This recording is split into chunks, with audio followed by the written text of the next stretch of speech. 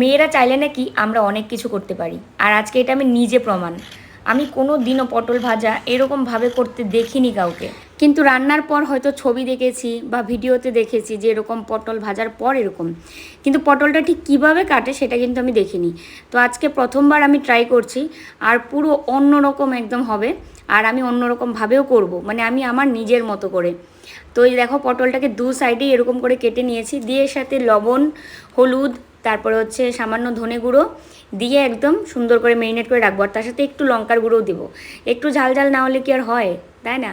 তো এই দেখো কড়াইয়ের মধ্যে সাদা তেল দিয়ে তারপরে তিনটা পটলই ভাজবো, তিনজন মানুষ, দিয়ে তারপরে ঢেকে ঢেকে অনেকক্ষণে রান্না করব।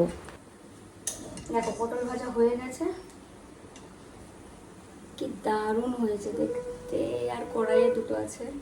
এই দেখো কি সুন্দর হয়েছে, একদম পুরো মনে হচ্ছে গাছের মতো আর্ট।